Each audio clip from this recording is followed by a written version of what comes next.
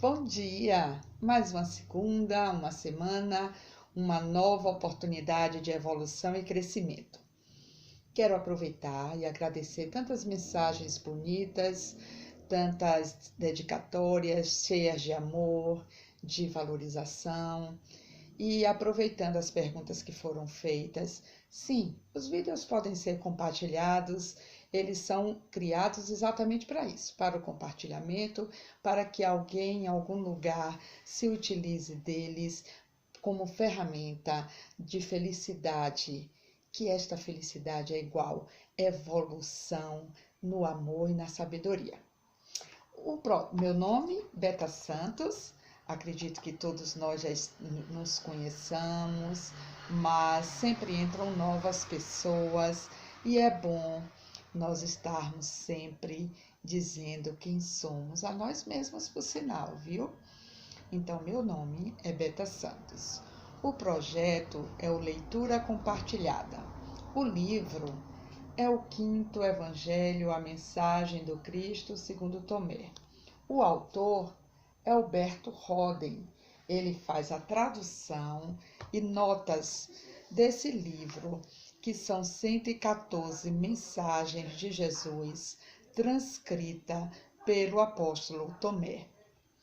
Estamos hoje penetrando, adentrando, confeccionando o 23º vídeo e continuando a ler o livro, estamos agora na 37ª sentença de Jesus.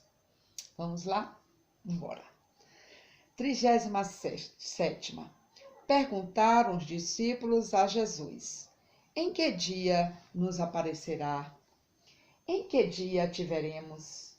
Respondeu Jesus: se vos despojardes do vosso pudor, se como crianças, tirardes os vossos vestidos e os colocardes sobre os vossos pés, percebereis o Filho do Vivo, e não conhecereis temor. Lindas palavras, hein? Como sempre, tudo que Jesus nos traz é repleto de enorme sabedoria, aprofundamento, amorosidade, ele que é o nosso mestre. Vamos então às notas de Humberto Roden. Assaz misteriosas são essas palavras. Os discípulos que viam diariamente o Jesus humano, evidentemente não perguntam por essa visão. Querem saber quando eles verão o Cristo divino e quando esse se lhes manifestará. Para verem o Cristo divino no Jesus humano, ou mesmo sem o Jesus humano, responde-lhes o Mestre: devem seus discípulos despojar-se do pudor, despir-se totalmente e pisar aos pés as suas roupas como crianças que nada sabem do pudor dos adultos. O que quer dizer Jesus com essas palavras esotéricas? Que significa desnudar-se, pisar aos pés a sua roupagem? Quando é que o homem aparece em toda a sua desnudez infantil? E por que é que somente assim, em total desnudez, pode ele ver o Cristo? Nossa alma é o Espírito de Deus em forma individual. Vamos repetir. Nossa alma é luz, um raio solar emanado do sol. Mas a nossa alma foi revestida de uma roupagem por nossos pais e pela natureza, a roupagem do nosso ego terrestre. Por essa materialização, por que essa materialização do nosso espírito?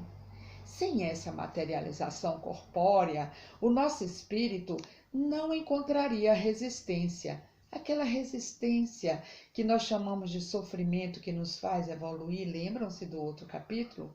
Voltemos. E sem resistência não há evolução. Resistência é dificuldade, é sofrimento. A nossa alma se achava em estado neutro, amorfo, antes da sua reencarnação. Encarnação, não reencarnação, no começo de tudo. Encarnou no corpo a fim de encontrar resistência e assim poder atualizar a sua criatividade potencial. Essa resistência, tensão ou tentação indispensável para a evolução do espírito é a nossa viagem evolutiva para rumo a Deus.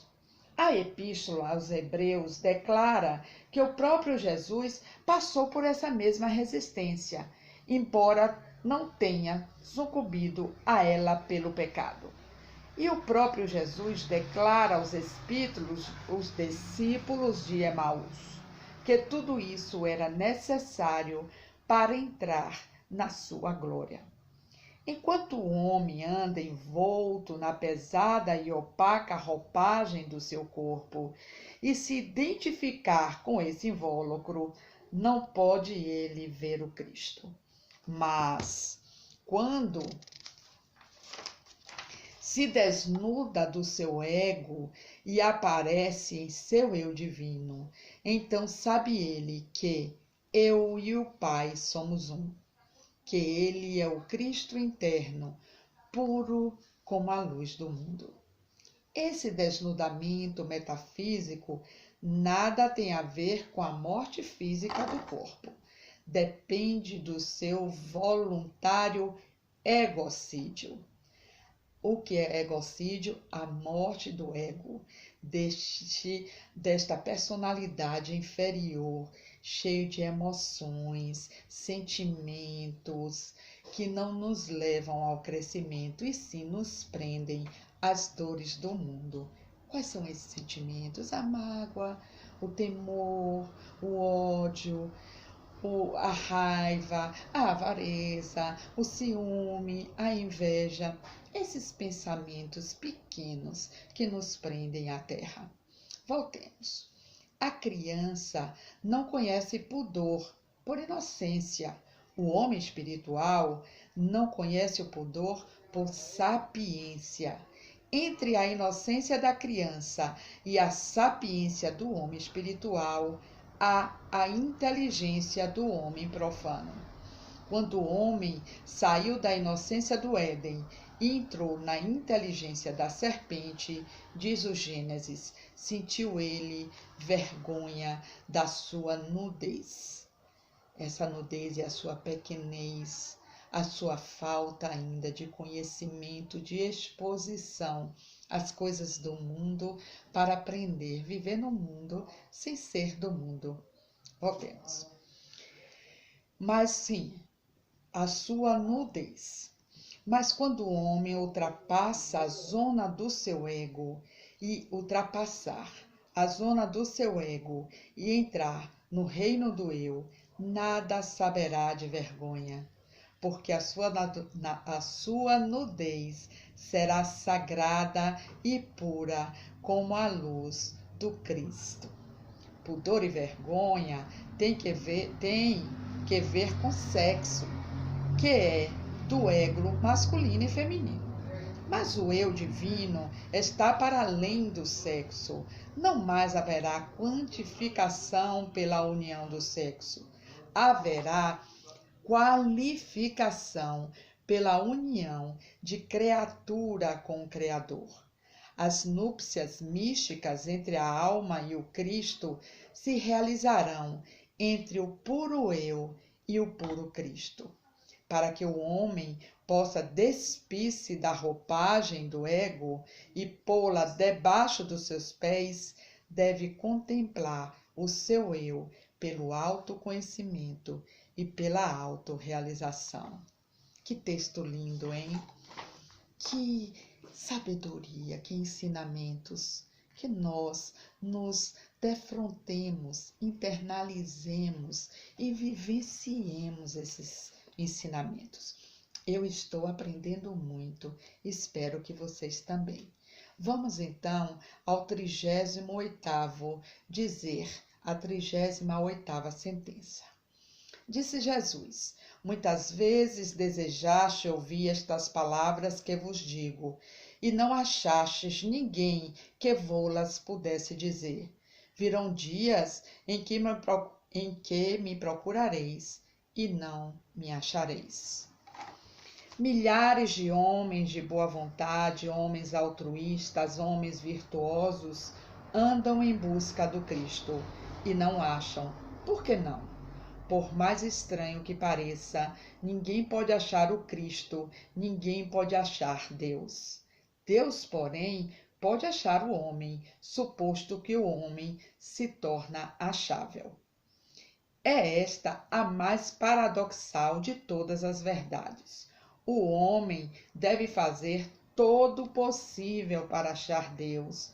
Deve pensar, orar, trabalhar, sofrer e, no fim de tudo isso, convencer-se dolorosamente que não achou Deus.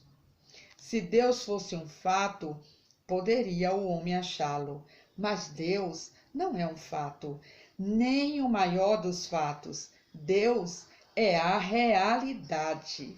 E a realidade não é algo que o homem possa achar. A realidade só pode achar o homem se ele consentir em ser achado. Infelizmente, porém, raros são os homens que permitem ser achados pela realidade. Poucos homens permitem ser encontrados por Deus. Por quê? Porque para que o homem seja achado por Deus, deve ele perder-se a si mesmo. Só o homem que voluntariamente se perdeu a si mesmo pode ser achado por Deus. Mas entre 100 homens, mesmo homens virtuosos, dificilmente há um disposto a se perder de si mesmo, a morrer para o ego humano, a passar pelo misterioso egocídio. E por isto, esses egoplenos não podem ser teoplanificados. Deus resiste aos soberbos, aos egoplenos, mas dá sua graça aos humildes egovácuos. Infelizmente, muitos homens, embora virtuosos, são egoplenos, como aquele fariseu no templo, que apesar da sua virtuosa ascética e filantrópica, voltou para casa não ajustado com Deus. Ele, o ego ajustado, ele, o teo desajustado. O único caminho que conduz a Deus é o total ego esvaziamento. Quem foi encontrado por Deus ou pelo Cristo em plena ego-vacuidade nunca mais se perderá. Mas quem procura Deus ou Cristo em ego-plenitude, mesmo na plenitude do ego virtuoso, não se achará. Não adianta mentalizar-se como ego superior. É necessário transmentalizar-se, superar o ego, tanto vicioso como virtuoso, e deixar-se invadir por Deus. Quem não se integrar, será desintegrado. Quem não se esvaziar, não será plenificado. Quem não morrer, não nascerá. Disse Jesus. Que nós trabalhemos o desapego a este ego que nos dá satisfações provisórias e nos cobra sofrimentos de dimensão intermináveis. Um feliz dia para você. Namastê. Que o Deus que habita em mim reconheça o Deus que habita em você.